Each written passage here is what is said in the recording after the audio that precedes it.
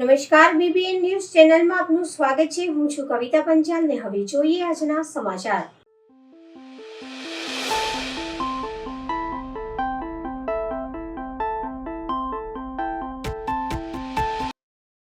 વડોદરા શહેર કોઠી પાસે આવેલ જૂની સરકારી બિલ્ડિંગનો ભાગ ધરાશાયી થયો. વડોદરા શહેર જૂની કલેક્ટર કચેરીની સામે આવેલ સરકારી બિલ્ડિંગનો ભાગ મોડી રાત્રે ધરાશાયી થયો હતો. સદનસીબે મોડી રાત્રે ઇમારતનો ભાગ ધરાશાયી થતાં જાનહાનિ ટળી હતી. થોડાક દિવસ પહેલા ઇમારતની દિવાલ નમી પડી હતી અને ગત મોડી રાત્રે આ બિલ્ડિંગની દિવાલ ધરાશાયી થઈ હતી. આ બિલ્ડિંગમાં કોઈ પ્રકારની કામગીરી ન હોવાથી આ બિલ્ડિંગમાં લોકોની અવરજવર બંધ કરવામાં આવતી હતી અને તંત્ર દ્વારા નોટિસ લખવામાં પણ આવી હતી કે ઇમારત જર્જરિત હાલતમાં છે, જે તે અહીં લોકોને ઇમારતની આજુબાજુ બેસવું નહીં અને ઇમારતની અંદર પ્રવેશ કરવો નહીં તેવી નોટિસ લગાડવામાં આવી હતી. પરંતુ આગામી સમયમાં ચોમાસાની ઋતુ શરૂ થનાર છે ત્યારે આ ઇમારતનો ભાગ વધુ ધરાશાયી ન થાય તે માટે અને ઇમારતને ઉતારી લેવી જોઈએ તેવી સામાજિક કાર્યકર્તા અતુલ કામચીએ જણાવ્યું હતું. વડોદરા શહેર કલેક્ટર કચેરીની જૂની ઓફિસ જે હતી એની સામે સરકારી વિભાગ આવેલો છે. આ સરકારી વિભાગમાં અન્ય કચેરીઓ પણ આવેલી છે, ત્યારે એક કચેરી જર્જરિત હાલતમાં છે.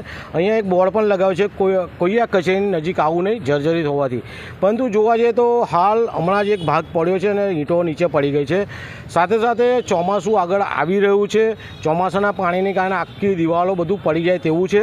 સાથે અહીંયા ઉનાળો છે, લોકો અહીંયા ઝાડ નીચે બેસવા પણ આવતા હોય છે. જો આ ભાગ પડે ને કોઈની પર પડી જાય તો નુકસાની થાય તેવું દેખાઈ રહ્યું છે. તો વડોદરા શહેરમાં જે તે ઇમારતો ઉતારવામાં આવે છે, તો આ ઇમારત જે પણ ડિપાર્ટમેન્ટને લાગતી આ તાત્કાલિક ઇમારત ઉતારી લેવી જોઈએ, જેથી કરીને કોઈને નુકસાન ના થાય તેવી અમારી માંગ છે.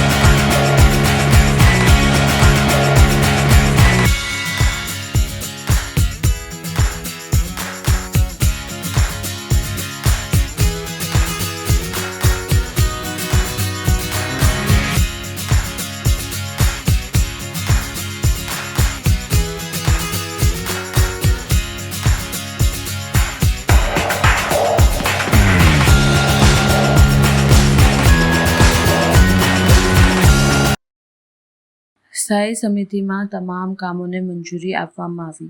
આજરોજ મળેલી સ્થાયી સમિતિની બેઠકમાં 20 કામો અને એક વધારાનું કામ મળી 21 કામો દરખાસ્ત મૂકવામાં આવી હતી, જેમાં તમામ 21 કામો મંજૂરી આપવામાં આવી છે.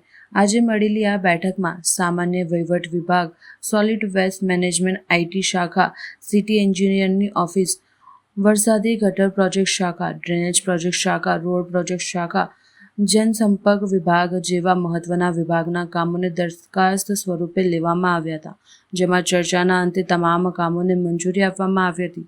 વધુ માહિતી અધ્યક્ષ ડૉક્ટર શીતલ મિશ્રીએ આપી હતી. એક વધારાની દરખાસ્ત રજૂ કરવામાં ટોટલ 21 કામો રજૂ કરવામાં આવ્યા હતા. તમામ કામોને મંજૂરી આપવામાં આવી છે. સામાન્ય વહીવટ વિભાગ દ્વારા જે ફિક્સ પગારના કરારિયા ધોરણે નિમણૂક પામેલા વર્ગ 3 અને 4ના કર્મચારીઓ છે, સર્વિસ દરમિયાન જો સર્વિસ કરતાનું અવસાન થાય તો રાજ્ય સરકારની માર્ગદર્શિકા હેઠળ વન ટાઈમ 7 લાખનું પેમેન્ટની દરખાસ્ત કમિશનર તરફથી આવી હતી, એને મંજૂર કરવામાં આવી છે. Swiss agency for development and cooperation funded capacity building project on low carbon and climate resilient city development in India phase 2 અંતર્ગત ઇટલી સાઉથ એશિયા સાથે ફેઝ 2નું MOU મંજૂર કરવામાં આવ્યું છે. સાથે જે ક્લાઇમેટ ચેન્જ સેલ બનાવવાનું છે એના સ્ટ્રક્ચરને પણ મંજૂરી આપવામાં આવી છે. એવી જ રીતે ફેઝ 3 માટેનું MOU અને વડોદરા કોર્પોરેશનને કેપેસિટી બિલ્ડિંગ માટે રેગ્યુલરલી કન્સલ્ટન્ટ તરફથી કન્સલ્ટન્સી મળે એ માટેની દરખાસ્તને પણ મંજૂર કરવામાં આવી છે. એટલે ફેઝ 2 અને ફેઝ 3 બંને MOU મંજૂર કર્યા છે અને બંનેમાં સેલ અને એમના જે નોડલ એજન્સી હશે એ કોર્પોરેશનને અલગ અલગ વિસ્તારોમાં રેઝિલિયન્ટ સિટી બનાવવા માટે કે ક્લાઇમેટ ચેન્જની અસરો ઓછી થાય એ માટે અલગ અલગ પ્રોજેક્ટોમાં આપણને મદદ કરશે. સાથે સાથે કોઈ ઇન્ટરનેશનલ ફંડિંગની મદદની જરૂર હશે તો એમાં પણ મદદ કરશે. ગુજરાત ખાતે ફક્ત 2 સિટી, એક અમદાવાદ અને બીજું વડોદરા એ આ એમઓયુ કરવા જઈ રહ્યા છે. આવનારા સમયમાં અલગ મહાનગરોમાં પણ આ પ્રકારના એમઓયુ કરવામાં આવશે. આઈટી શાખા દ્વારા ઈમેલ સર્વર માટે જરૂરી Google company utility G Suite લેવાની જે કામગીરી હતી 24,60,000ના ભાવપત્રને મંજૂરી આપવામાં આવી છે. સિટી એન્જિનિયર દ્વારા જે અલગ અલગ ગ્રાન્ટો વડોદરા કોર્પોરેશનને મળતી હોય છે, જેમાં ખાસ કરીને સ્વર્ણિમ ગ્રાન્ટ હોય, વ્યવસાય ગ્રાન્ટ હોય, નાણાં પંચની ગ્રાન્ટ હોય, આ તમામ ગ્રાન્ટો વતી 2175.44 કરોડના કામોનું લિસ્ટ સૈદ્ધાંતિક મંજૂરી માટે મૂકવામાં આવ્યું છે અને ત્યારબાદ વખત એના પર ટેન્ડરિંગ કરી સામાન્ય સભાની મંજૂરી બાદ એ કામો કરવામાં આવશે. વરસાદી ગટર પ્રોજેક્ટ શાખા દ્વારા વોર્ડ નંબર 16માં ગુરુકુલ 4 રસ્તાથી નેશનલ હાઈવે સુધીની વરસાદી ગટર નાખવાનું કામ 12.64% ઓછા મુજબ 3,43,00,000ના ખર્ચને મંજૂરી આપવામાં આવી છે. સમા અભિલાષા 4 રસ્તાથી ખોડિયાર નગર તરફ જતા 18 મીટરના રોડ પર આવેલા કેનાલ બ્રિજની ઉત્તર દક્ષિણ એમ બંને એપ્રોચ ભાગમાં કેનાલની કાચી કેનાલની ઉપર આરસીસી કલવટ બનાવવાના કામને 16.63% ઓછા 94,29,000ના કામને મંજૂરી આપવામાં આવી છે. ડભોઈ રોડ કાના હાઇટ્સની પાછળ રીધી સીધી સોસાયટી સુધી વરસાદી ગટર નાખવાના કામને 12.06% ઓછા 1,68,00,000ના કામને મંજૂરી આપવામાં આવી છે. વહીવટી વોર્ડ 10માં ભાયલી ડી માર્ટથી કેનાલ સુધી નવીન વરસાદી ગટર નાખવાના કામને 9% ઓછા મુજબ 54,10,000ના કામને પણ મંજૂરી આપવામાં આવી છે.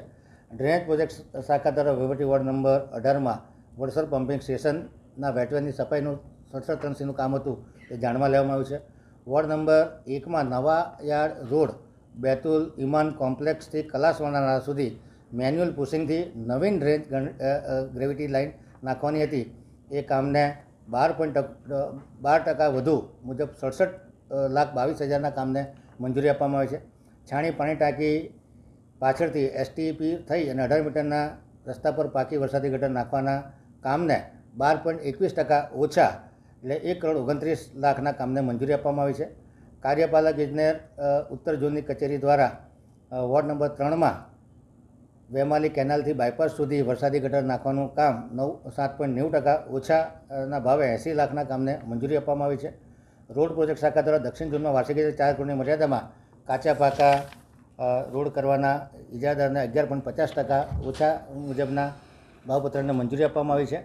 ડ્રેનેજ વરસાદી શાખા દ્વારા પશ્ચિમ ઝોન વોર્ડ નંબર 11માં ચકલી સર્કલથી નટુભાઈ સર્કલ મિર્ચ મસાલા રેસ્ટોરન્ટ પાસે ગટરમાં પડેલા ભંગારને જીપીએમસી એક્ટ મુજબ જીપીએમસી એક્ટની 67(3) મુજબ જે કામ કરવામાં આવ્યું છે 14,74,000 એ કામને જાણમાં લેવામાં આવ્યું છે. વડોદરા શહેરના પૂર્વ ઝોનમાં હયાત વરસાદી ગટર દુરસ્તીકરણના કામને જે વાર્ષિક ઇજારો છે 1 કરોડની મર્યાદામાં 17.51% ઓછાના ભાવપત્રને મંજૂરી આપવામાં આવી છે. પશ્ચિમ ઝોન વિસ્તારમાં અકોટા દાંડિયા બજાર બ્રિજથી અકોટા થઈ અને અટલાદર સુગર ટ્રીટમેન્ટ પ્લાન્ટમાં જતી મુખ્ય નળિકામાં સામ્રાજ્ય 2 પાસે પડેલા ભંગારને 67(3) હેઠળ 25 લાખના ખર્ચે રિપેર કરવામાં આવ્યું એ કામને જાણમાં લેવામાં આવ્યું છે. પાણી પુરવઠા શાખા દ્વારા ઉત્તર ઝોનમાં નળિકા નિભાવણીનો ઇજારો 26.55% ઓછાના ભાવે 1.25 કરોડની મર્યાદામાં મંજૂર કરવામાં આવ્યો છે.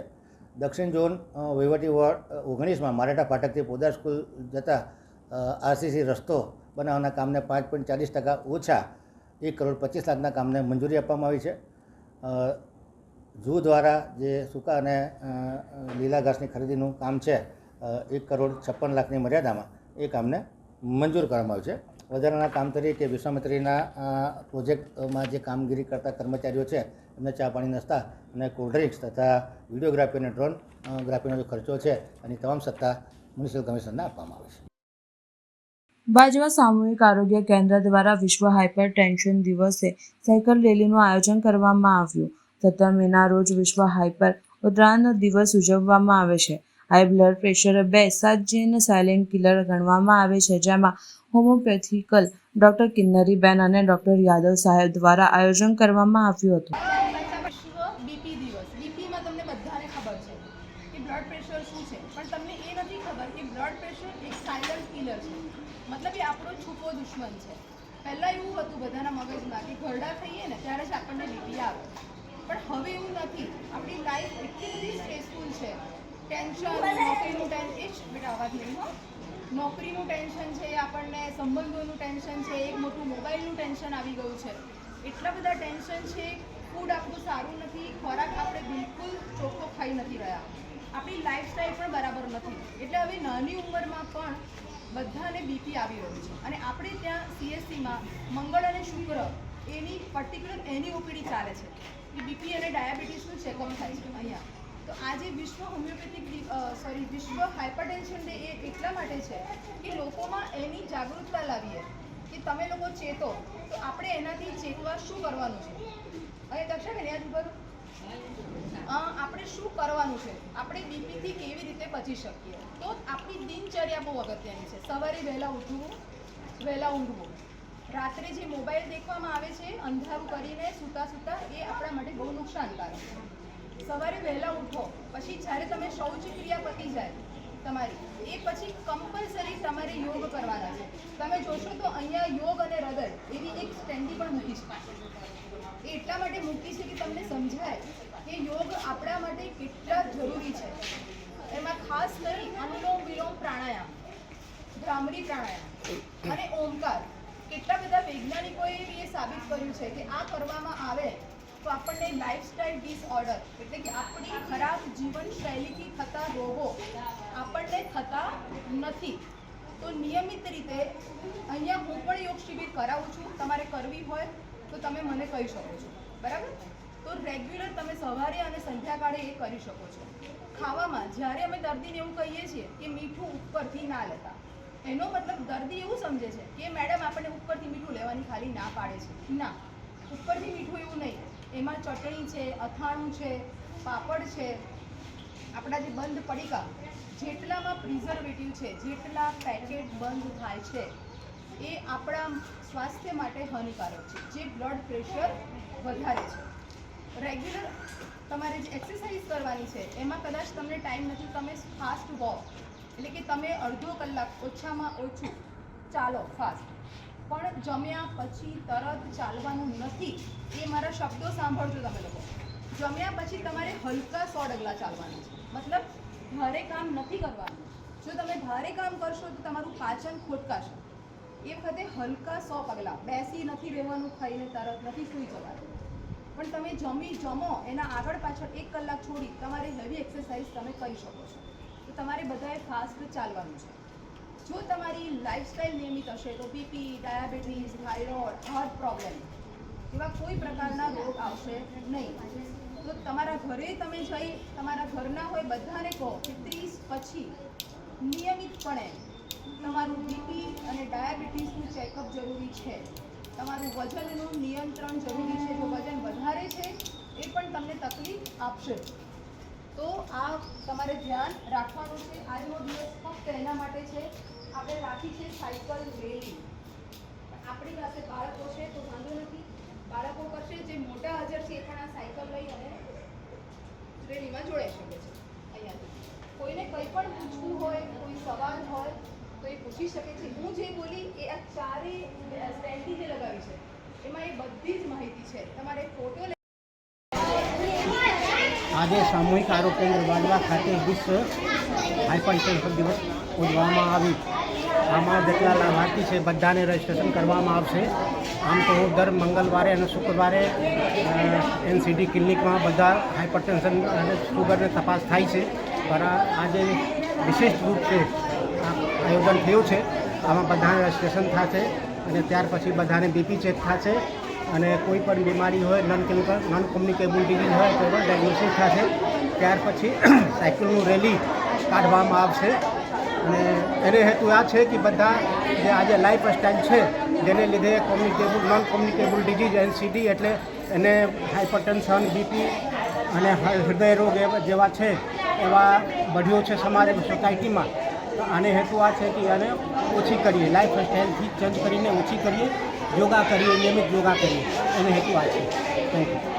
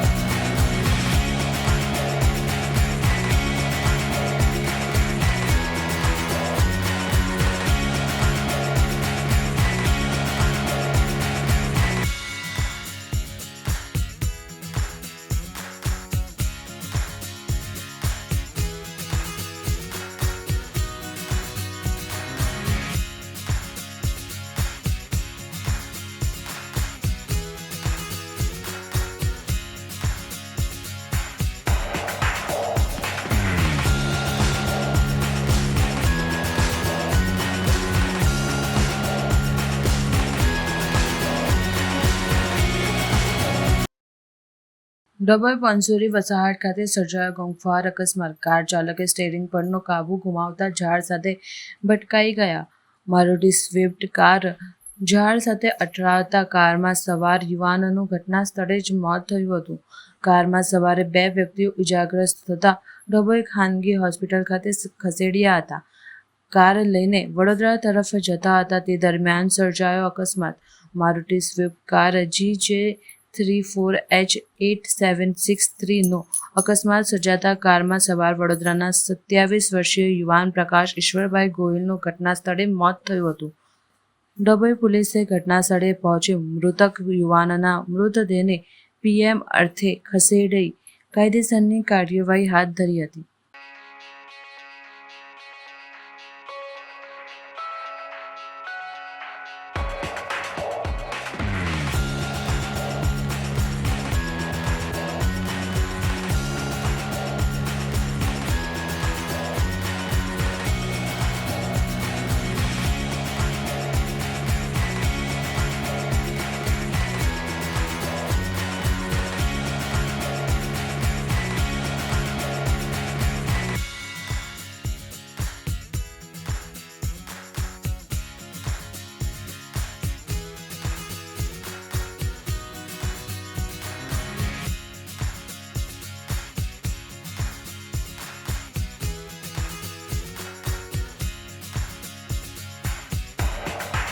હવે લઈએ એક નાનકડો વિરામ.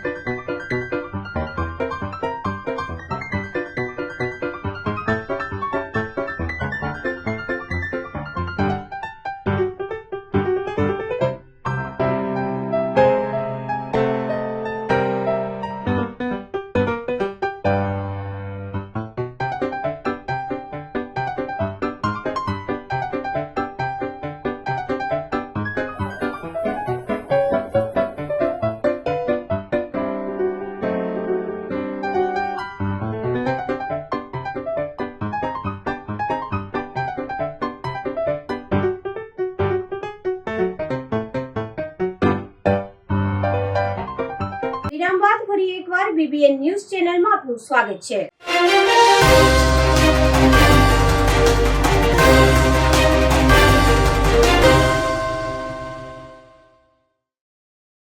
ડભોઈના ભીલાપુરા પાસે ટ્રેનની અડફેટે યુવાનનું મોત. ટ્રેનની અડફેટે આવેલા યુવાનના કપાયેલ અવયવો 1 કિલોમીટર સુધી મળી આવ્યા. ડભોઈ તાલુકાના ભીલાપુર ગામ પાસેથી પસાર થતી ડભોઈ વડોદરા રેલવે લાઇન પરથી ધસમસતી ટ્રેનની અડફેટે આવી ગયેલા યુવાનનું મોત નીપજ્યું હતું. બનાવની જાણ થતાં પોલીસે ઘટના સ્થળે પહોંચી યુવકના છૂટા પડેલા અવયવોને ભેગા કરી લાશને પોસ્ટમોર્ટમ અર્થે મોકલી આપી આગળની તપાસ હાથ ધરી છે. ડભોઈ તાલુકાના ભીલાપુર ગામ પાસેથી પસાર થતી રેલવે લાઇન પરથી પગપાળા જઈ રહેલ યુવાનને ધસમસતી ટ્રેન અડફેટે લીધો હતો. ટ્રેનની અડફેટે આવેલા યુવાનના કપાયેલ અવયવ અને મૃત શરીરના ઘટના સ્થળથી 1 કિમીથી પણ વધુ અંતરેથી મળી આવ્યું હતું. નજરે જોનાર લોકોએ પોલીસને જાણ કરતા લાશ પાસે પહોંચી મરનારની ઓળખ છતી કરી હતી. જેમ ટ્રેનની અડફેટે મૃત્યુ પામનાર યુવકનું નામ રાજુભાઈ છગનભાઈ રાઠોડિયા, ઉંમર 30, રહે પલાસવાડા, તાલુકો ડભોઈ તો હોવાનું જણાવ્યું હતું. જેથી લાશની પીએમ કરવાની તજવીજ સાથે તેના વાલી વારસાને જાણ કરવા સહિત આગળની તપાસ હાથ ધરી છે.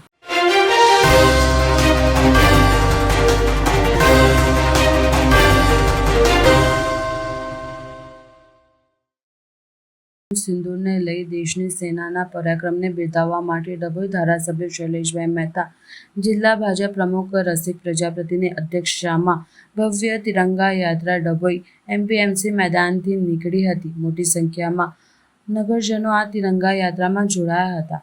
સમગ્ર દેશમાં હાલ પહેલગામ હુમલાનો બદલો લઈ ભારતીય સેના પરાક્રમ બતાવી દેશને આતંકવાદમાંથી મુક્ત કરાવવા માટે ઓપરેશન સિંદૂરથી એર સ્ટ્રાઇક કરી આતંકવાદી ઠેકાણાને ધ્વસ્ત કરવા હતા.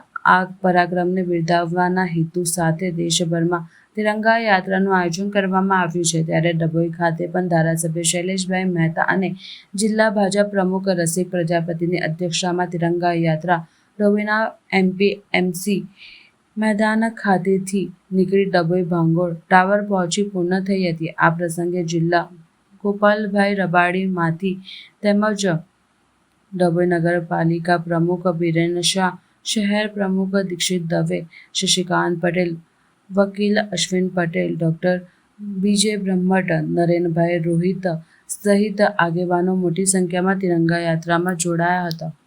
ભારત માતા કી જય. જે રીતે પહેલગામમાં આતંકવાદીઓ દ્વારા 26 જેટલા લોકોને મારી નાખવામાં આવ્યા અને એના કારણે સમગ્ર દેશમાં એક આક્રોશનું વાતાવરણ પેદા થયું. મારતી વખતે એક બેનને આતંકવાદીએ કહ્યું હતું કે જાકે મોદી કો બતા દેના, અને બરાબર 15 દિવસ પછી આપણી સેનાએ પાકિસ્તાનમાં ઘૂસીને આતંકવાદીઓના અડ્ડાને નેસ્તનાબૂદ કર્યા. 100 જેટલા આતંકવાદીઓનો સફાયો કર્યો.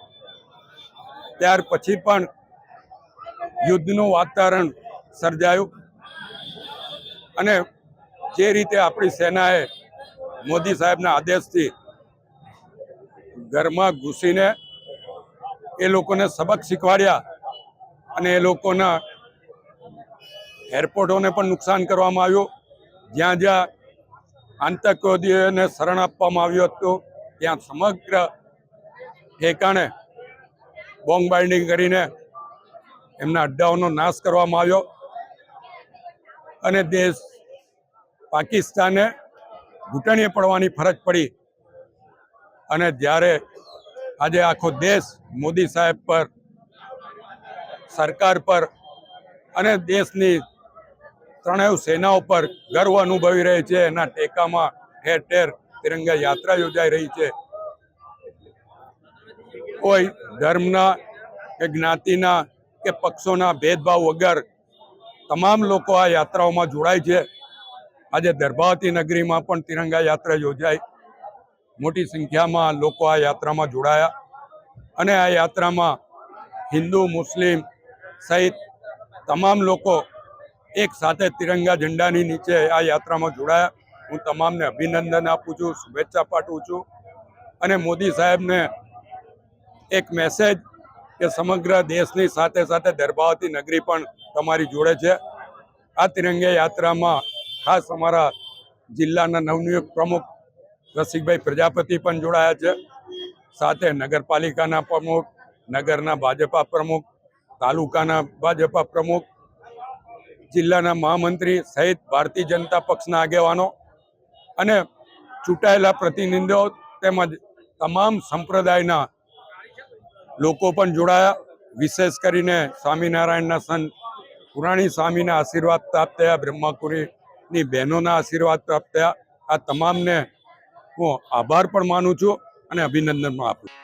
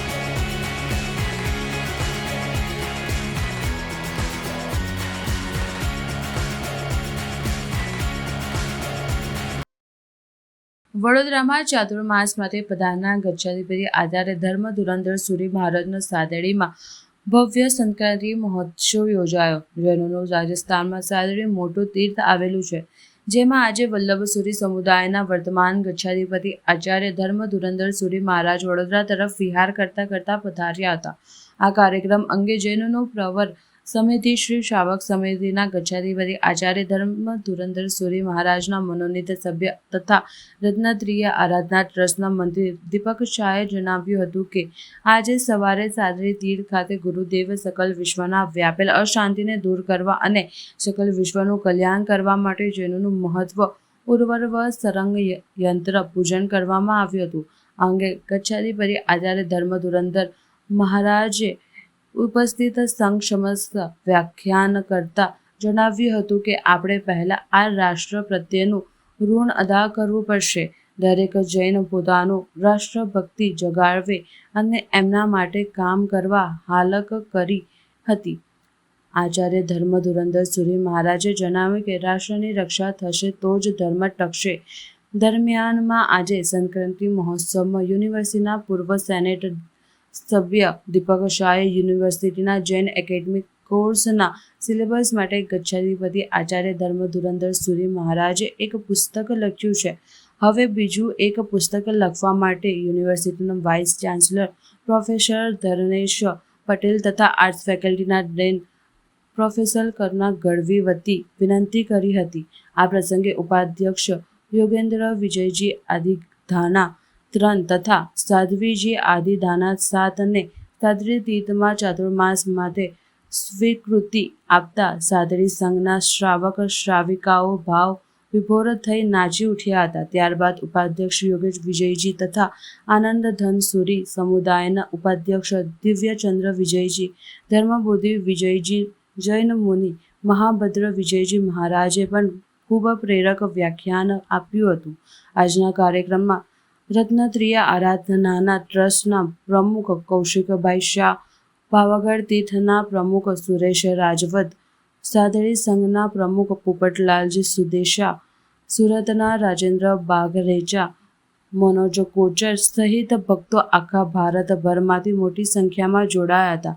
અંતે સંક્રાંતિ ભક્તિ વિજુભાઈએ કોચરે સંક્રાંતિ ભજન સમજાવ્યું હતું.